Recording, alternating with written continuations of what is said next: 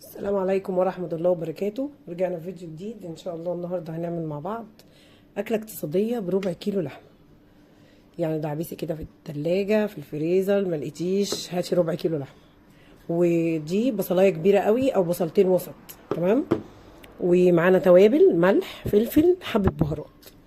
والبطاطس بقى المتوفرة عندك نص كيلو، كيلو الا ربع كيلو، ممكن هو ده كيلو بطاطس، بس ممكن يكون اخدت منه بطاطسايه ولا حاجه. تمام. هنقطع البطاطس، هنغسل البطاطس الاول مع بعض.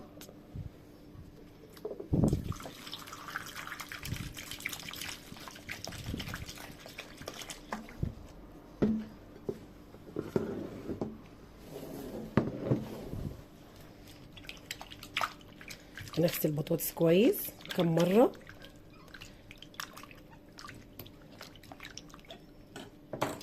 هنغسل البطاطس كويس ونرجع. غسلنا البطاطس كويس وصفيناها. هنقطعها بقى. احنا قطعنا البطاطسايه على نصين كده، وهنقطعها كده.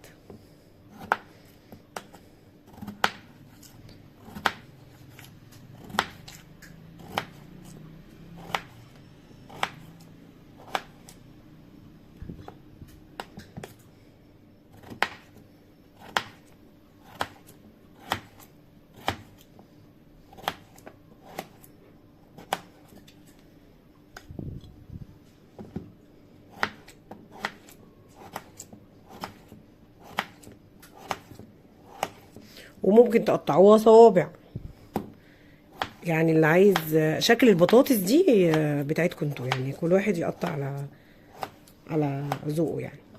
احنا بنقطعها حلق كده، بس هي البطاطسايه كبيره. انا قاسمه البطاطسايه نصين ومقطعاها كده نص دايره.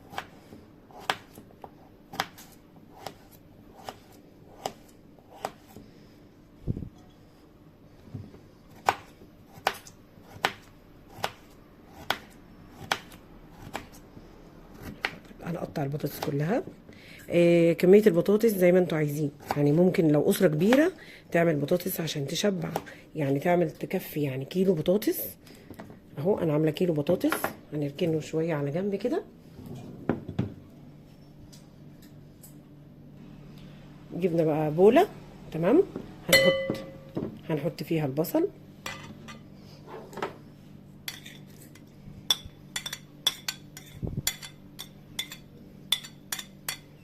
اسهل من الاكله دي مفيش، ولا تحير ولا تتعبي نفسك، ولا تقفي في المطبخ كتير ولا اي حاجه. بصوا البصل، هنحط حبه ملح، حبه فلفل، حبه بهارات. تمام. هنعمل ايه بقى؟ معلش انا بحب اشتغل بايدي يا جماعه، اللي عايز يلبس جوانتي براحته، بس انا بحب اشتغل بايدي. هندعك بقى البصل كده بالملح والفلفل والبهارات. هي ملح وفلفل وشكرا، بس انا بحب ازود حبه مرقه دجاج، بهارات، اي حاجه.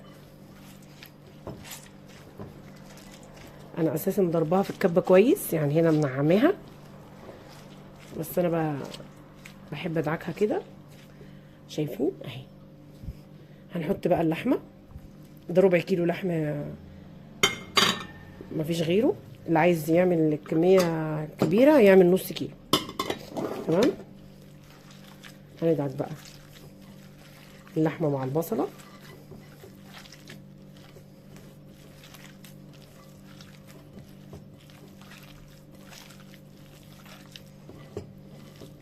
هنعمل بس لغايه لما اللحمه تتجانس مع تتعجن كويس مع البصل، بس ولا اسهل من كده. خلاص احنا كده خلصنا.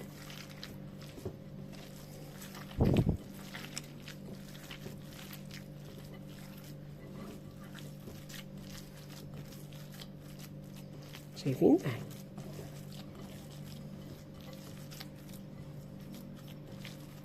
اللي عايز بقى يكتر بصل عن كده عادي، واللي عايز يكتر لحمه عن كده برضو عادي. تمام اهي. خلاص ثانيه واحده بقى هنشوف هنعمل ايه مع بعض. هنجيب حله. تمام. هنحط البطاطس.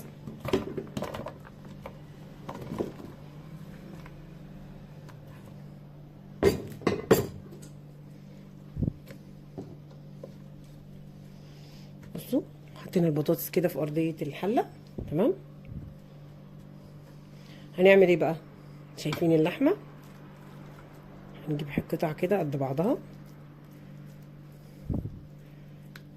هنكورها. هي مش هتتكور، هي بصوا اعملوها كده اكنكم بتعملوا طعميه اهي. خلاص خلصت الشغلانه، اسهل من كده مفيش. اللي عايز بقى يقطع فلفل عشان تبقى سبايسي يعني وحرقه، تمام. انا بقطع فلفل بعد ما بعمل اللحمه اهي. الكوره بقى حسب ما انت ايه اهي. شايفين انا بعمل ايه اهي؟ بالراحه ايدي، انا مش بدوس، انا بعمل بالراحه خالص اهي. يا دوبك برميها في ايدي دي وفي ايدي دي، بتتكور على طول.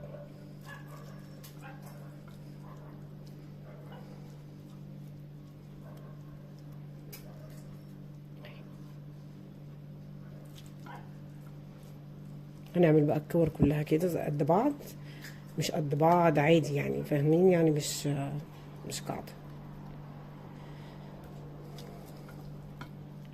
الكور اللحمه دي مش هتتفك ولا اي حاجه، البخار بتاع البطاطس هيطلع عليها، هتستوي. احنا على طول دي مسميينها كبيبه بالبطاطس، بنسميها كده.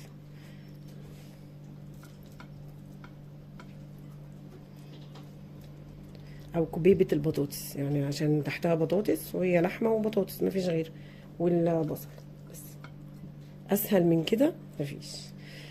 تعمليها بقى عشاء، تعمليها غدا، هي وجبه رئيسيه عادي. عايزه بقى تعملي جنبها رز ابيض شغال، عايزه تاكليها بعيش عادي، احنا بنحب ناكلها بعيش اهي.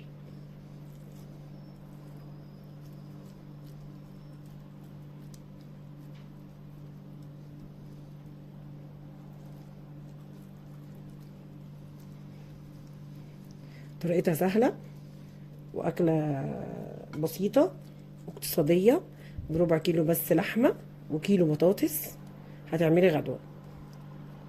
ولو جنبها رز، وتدي الولاد حبه البطاطس عليهم منابهم في اللحمه،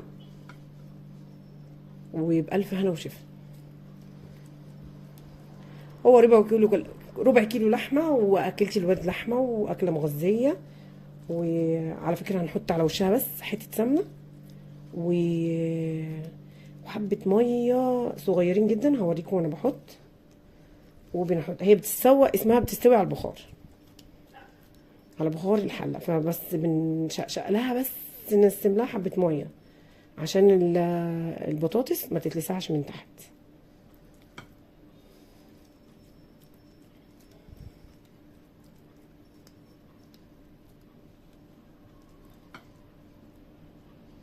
بس كده خلصنا. اهي هوريكم بقى هنعمل ايه بعد كده.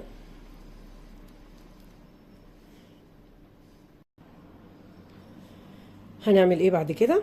بصوا، حته سمنه بقى، حته زبده سمنه، هي دي زبده تمام، دي مش كتيره بس هي عشان مجمده. وهنحط حبه ملح وفلفل كده عشان البطاطس. تمام. وهنحط شويه ميه، يعني الكوبايه دي مش هحطها كلها، بصوا خلاص نص كوبايه ميه. وهنغطيها وهنروح على البوتاجاز هنحطها. اول ما تغلي، اول ما تطلع صوت بنروح موطيين خالص. هي بتستوي على البخار يعني، بتستوي على الهادي خالص، مفيش نص ساعه وهتلاقيها استوت. وهوريها لكم بعد ما تخلص. فكت ولا اي حاجه، دي اسمها كبيبه وما بتتفكش، هي بتتكور كده زي ما انا وريتها لكم. انا بس خرطت عليها كام قرن فلفل شطه بس اهي. شايفين الكفته، شايفين البطاطس استوت، تتاكل بقى برز بعيش جميله. وفيها بصوا شويه صوص كده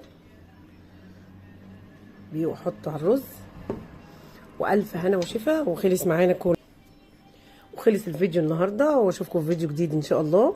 ما تنسوش اللايك وصلاتوا على النبي في التعليقات، واللي ما اشتركش في القناه يشترك عشان يوصل له كل جديد. واشوفكم في فيديو جديد، والسلام عليكم ورحمه الله وبركاته.